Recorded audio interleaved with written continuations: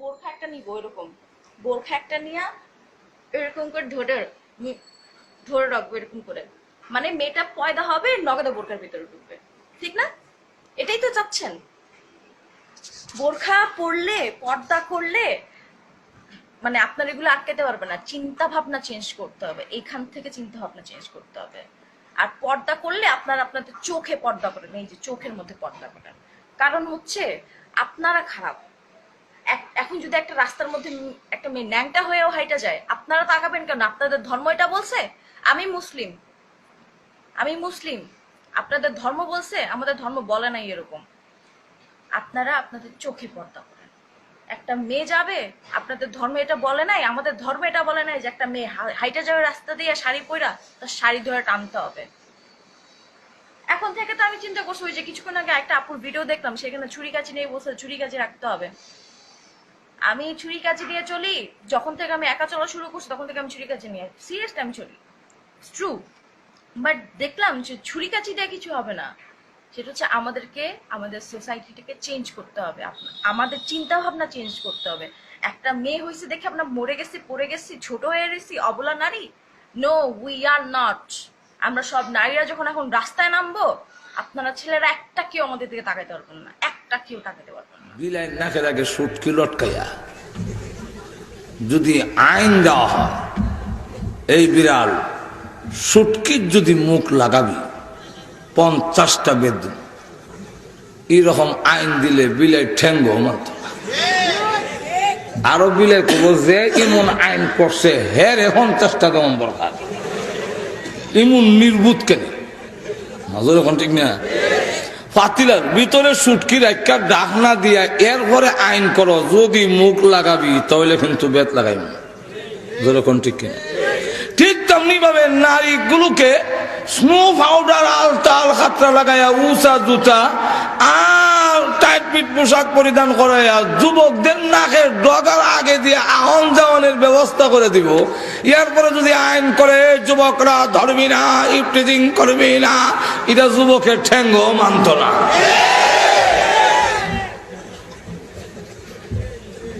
ব্যাপারটা করে দেওয়ার উদ্দেশ্য মতলব খারাপ। আর তো জোরে কর না। যদি পর্দা উঠায় দেওয়া হয় তাহলে আমাদের সমাজের বিবাহের চাহিদা থাকবে না। আর তো জোরে কর না। বিবাহের চাহিদা থাকবে না। যারা ইউরোপ নাই, বিবাহের চাহিদা নাই, ফ্রেন্ডশিপ, গার্লফ্রেন্ড বয়ফ্রেন্ড, যতদিন মনে চায় তা হয় ঘরে যাবা। বিবাহের ইহুদি খ্রিস্টানদের মধ্যে বিবাহের আবশ্যকতা নাই, কারণ বিবাহ করার দরকার কি? যথাযথ যদি হওয়া যায়, হেজাব যদি না থাকে, নারীর প্রতি আকর্ষণ থাকবে না। এই জন্য এক কলেজের দেওয়ালও দেখি কে জানে লেখছে, হে কুমার তুমি বিয়াতে রাজি হও না কেন? কুমার বুঝছেন নি? ফাইটলাজে বানায় হে কুমার না, কিন্তু যে বিয়া করছে না পুরুষ সে কয় কুমার, মহিলারা কয় কুমারী। এখন হে কুমার তুমি বিয়াতে রাজি হও না কেন? কোন বাটফারে জানে আবার জবাব লিখে গেছে নিচে দিয়া। জবাবটা কি? পরের দিন আবার দেখি জবাব লেখা। জবাব কি লেখছে? সস্তায় যেখানে দুধ পাওয়া যায় গায়ে ভালে খে। ঘুমাই গেছেন কেন? অর্থটা বুঝছেন না?